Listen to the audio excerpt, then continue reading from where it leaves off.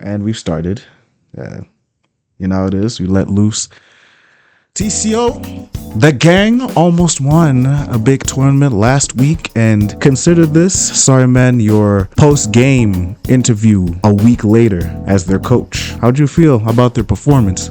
I don't know if I'd call myself their coach, but I mean, the performances out of TCO's players, it was amazing, frankly. Like, I myself was serving on production, and because it was an EU only this time around, we sent some TCO soldiers over into that event, and oh yeah, I'm just proud of all of their performances. And it wasn't just the 4 that made top 8. Blood Demon was there as well. In such a big tournament, even when you're able to progress to the next sections of the event, it's a feat in itself. So I don't want to undercut that either. So not just the top 8, but like. Yeah, you figured it's okay. There are a lot of them. I hope not forget it. No, for those who we remembers or not, yeah, there are a lot of them for sure.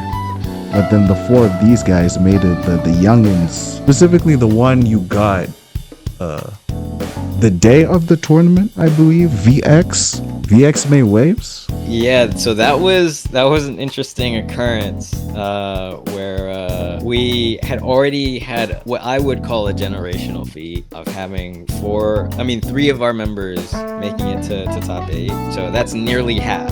You know what I mean? So we had 3 members make it to top 8, and I had heard Vexer's name floated before. Heard that he was a good player and a skilled individual. Who did he main again? I think it was Sousa that I got to see in action. Sousa Haba. He had went Gyome and then he went Sousa. Yeah, the Sousa Haba team. But me sitting there with that generational feat. Oh, you were happy.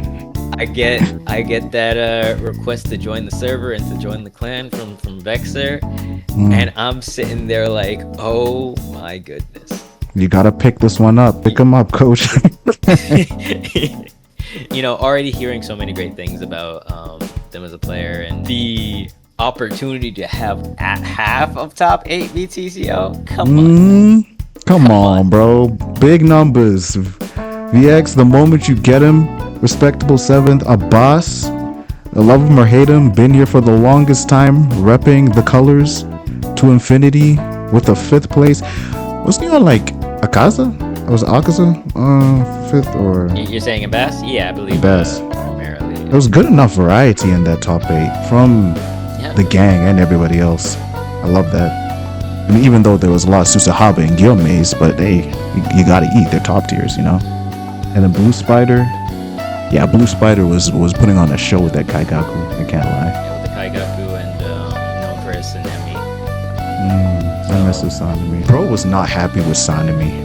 Like, he wanted to prove Sanemi was great, but then he was like, I also want to win, so he picked up Kaigaku, and now look how far Kaigaku took him. Yeah, that's the thing about balance. You want to play the characters that you just love from the show, or that embody some of the traits that you want to represent in your playstyle.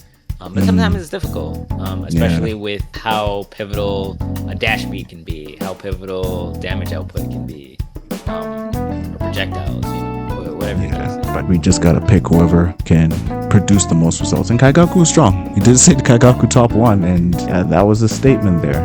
W Blue Spider. We cultivated that boy, like through rock and stone in the Kivsky blood battles, bro.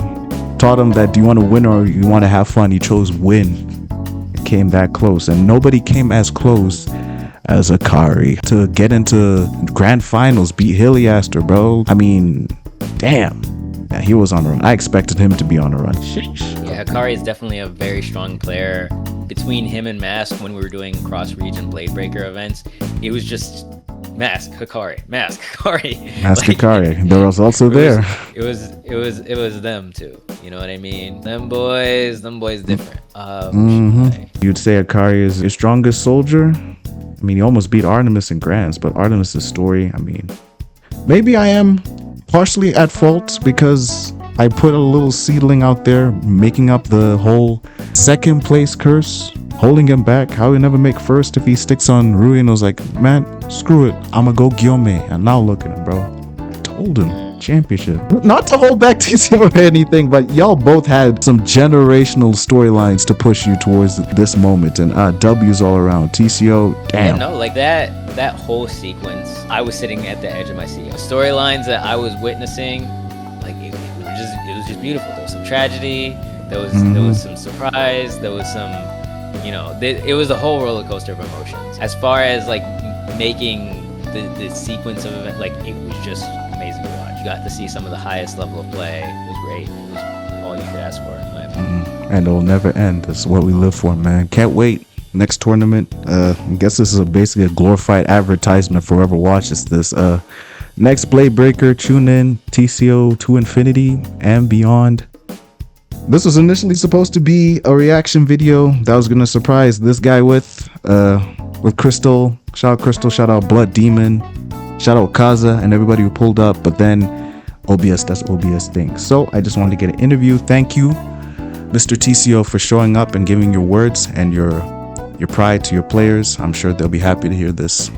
Plenty of they gonna show up and show out in plenty of events. TCO doesn't just aim to be the best players of all time, but we aim to tribute to the community, support other people's events, whether as TOs, commentators, being involved in other servers, other communities, whatever we got to do to support the DS community, man. So we go beyond, you know what I mean? Plus ultra, TCO to infinity and beyond. Keep the gates open, y'all.